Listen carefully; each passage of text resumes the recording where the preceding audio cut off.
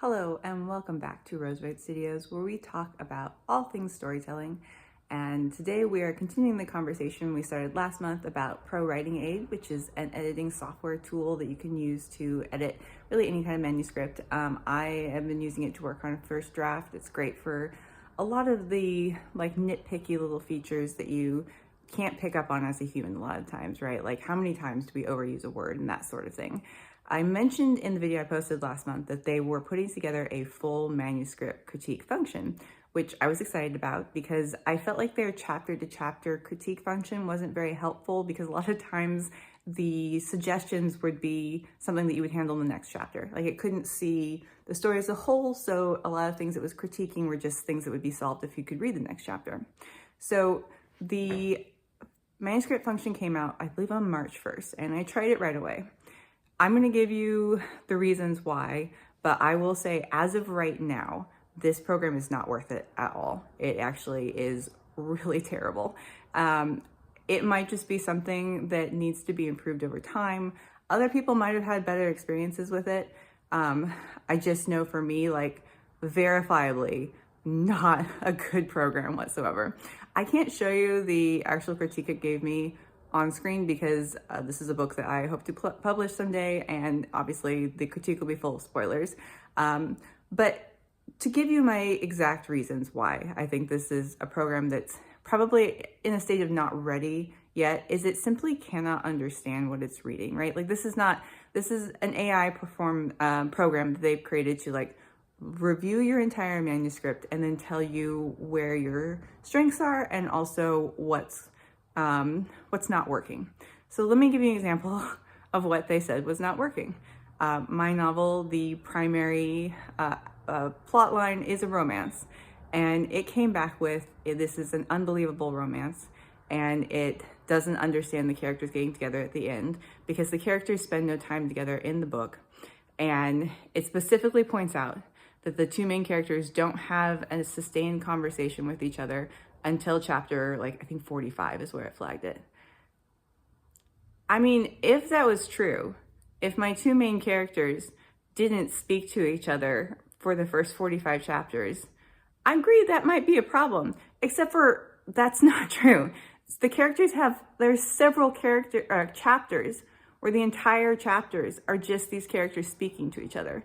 So it's inherently a useless critique because it can't, for some reason, figure out when these two main characters are speaking to each other. And it's coming me back with well, they need to speak to each other more. They're not speaking. And it's but they are. They're on page. I believe before the chapter it's flagging as their first sustained conversation, which is weird because the chapter 45 is not a sustained conversation.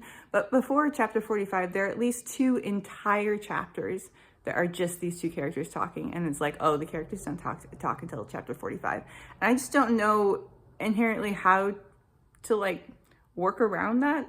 How can I get honest feedback when this program can't even recognize when the characters are and are not speaking? And this just happens a lot with basically it just can't understand. For instance, there's a lot of train travel in this novel. There is a scene in which a character jumps off of a moving train. This computer program can't tell the difference between a person jumping off a train or getting off of a stationary train. So it flagged me as unbelievable because my character jumps off a moving train multiple times. I would agree. If that happened, that would be unbelievable, but it just doesn't. There is one scene where a character jumps off a moving train. Then there are other scenes where a character steps off a stationary train. And I went back and looked. It's very clear that train is stopped. They have stepped off, but they're oh, look, this person jumped off the train in this chapter and in this chapter. And it's well, it just didn't. That's just not true. The character did not jump off the train in that second chapter. They just got off of a stationary train. I don't know how to impress upon you that is what happened. They flag things my book deals with characters who are capable of speaking dead languages. And it is on page that two characters meet each other who are capable of speaking the same dead language and are excited to have met each other. And this system repeatedly flagged me as it's impossible for these characters to speak to each other because they're speaking a dead language. And yeah, I know it's on page that these two characters are capable of speaking this But no, it's just insistent. Because these characters say that they have a capacity to speak a dead language, they can't speak with each other, ever. There's just a lot of things like that where it just simply does not understand what's on page. I had another chapter where I am a vampire book writer. That's what I'm doing right now. And I had like the concept of the vampire thrall. And it like could not grasp what was going on page at all. Because it's a computer, maybe it just hasn't read that many vampire novels.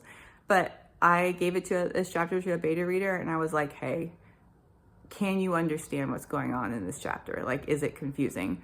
And my beta reader was not a romance or a vampire novel reader. Like, that's not what he read. So I wanted him to read this chapter specifically, be like, okay, am I making too many assumptions about what people who read vampire fiction know, and I'm writing something that's confusing? No, he was fine.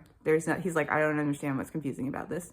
Everything is just unexplainable. So there's just a lot that the program currently can't do and can't understand. And it's, instead of like acknowledging that it can't understand it, it's just flagging these as errors. And it's just like, well, I don't know how to get around you not knowing what's in the book. Like, it's just, you're just not a well built enough program at this point. And unfortunately, I think that the issues that it has can actually lead to bad writing, because there are plenty of places where it's like, it basically was like, I don't understand what's happening. I'm like, I got that. You don't understand what's happening.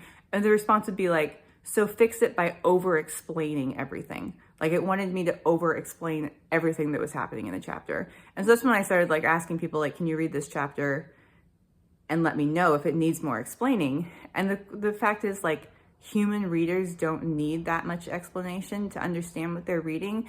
And in fact, when a writer puts extra explanations on things, it actually turns into bad writing. But that's what the computer wants. The computer is struggling so hard to understand. It wants you to basically badly write out an explanation that it can understand.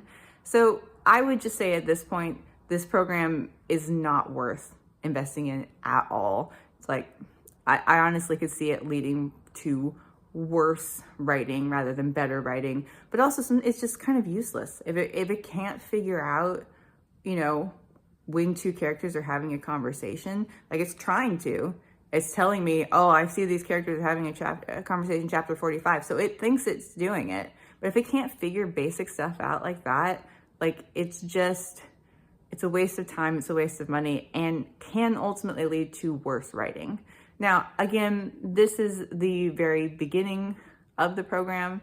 There's, I'm sure, a chance that the more, you know, it gets used, the more the AI will learn. And so then it will be able to be better, I think.